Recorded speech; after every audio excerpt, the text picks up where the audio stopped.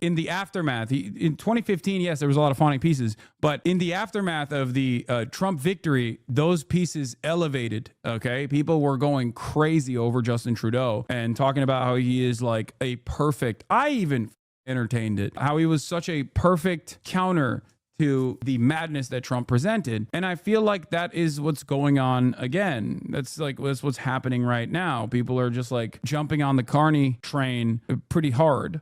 And I mean, he is objectively better than PP, right? Like, that's not even a question. He's objectively better than PP. I mean, that's not even a question. Like, he just, PP sucks. Pierre Polar Bear. So we shall see. You know, I'm never going to jump on board with like a liberal W to be like, it's over. This is such a major victory. In the same way that, like, regardless of my assessment of Kamala's chances, like, I wasn't excited. I gave an interview to Newsweek in the lead up to the election where I talked about how even if Donald Trump loses and Kamala Harris wins, like, I am not excited about the future of America because Donald Trump has been able to successfully rebuild American politics in his vision. And that it's just the same principle here with Carney. Not to like yuck your yum, Canadians. Like, you got a stay of execution, right? You got a stay of execution, and you should celebrate PP losing his seat. You should celebrate the Conservatives taking an L, especially because a couple months ago,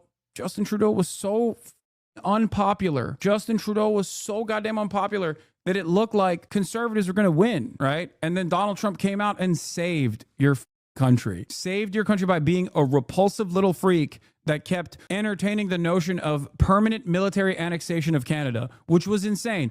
And then the Liberals did the right thing and they got Justin out and they put this dude in his stead. And very quickly, there was a massive jump in the polls. Like, it was insane. Having said that, I'm not going to, like, I understand the excitement, right? This is your moment to celebrate for sure. But, you know, if you think this is going to lead to like a Canadian socialist project, like, you know, it's not going to happen. Several months ago, but then Donald Trump took office, targeted Canada with tariffs, and threatened to annex it as the 51st state. America. I will say it's awesome that a dude whose only ambition was to win this race since the age of 20, like a guy who basically designed his entire life around this race that he just lost, who's never had a real job, who basically rebuilt his own image in the process, a guy who has only been a politician for this purpose, got his pushed in crazy style as a direct consequence of Donald Trump and his associations with Donald Trump. I'm sorry. That is spectacular. That is amazing. And now he's unemployed. That is a real moment for excitement and celebration. What a fumble, dude. What a goddamn fumble. Jordan Peterson's probably crying since this Marxist regime has come back to Canada after years of Justin Trudeau's Che Guevaran style governance where they executed people for transgender crimes in broad daylight. That's right. If you were compelled to correctly gender someone and refused bravely, Justin Trudeau's militants would send you to the Gulag Archipelago and shoot you in the back of the head. And now Marx Carney will follow the same agenda of socialist violence. Wants our land, our resources, our water, our country. Never. But these are not idle threats. President Trump is trying to break us so that America can own us. Pierre PP went from fully guaranteed to be prime minister to losing his own seat. Insane turnaround. Excellent turnaround. You will never catch me not celebrating a conservative dickhead taking the fattest L of all time. Okay, that is something that I will always be on board with. I will always celebrate that. I'm petty as I don't give a shit. That will never ever happen. That was the main campaign issue, and this is what Donald Trump has said about Canada over the last several months. And we can't let them take advantage of the U.S. What I'd like to see, Canada become our 51st state. Canada only works as a state. It doesn't. We don't need anything they have. If you look at a map, they drew an artificial line right through it between Canada and the U.S. If we make it in the United States, we don't need it to be made in Canada. We'll have the jobs. That's why Canada should be our 51st state. So when I say they should be a state, I mean that. I really mean that. Because we can't be expected to carry a country. I do like the OCAN. Borders are scars against the face of the earth. All borders require the violence of their maintenance. Folks, we must abolish borders. No gods, no masters, and no more borders. Folks, believe me, have you read this book? They're calling it the bread book. They're saying there's no end to exploitation until full appropriation. We must take over all of the lands that are owned in the hands of private capital. No more enclosures. Kropotkin.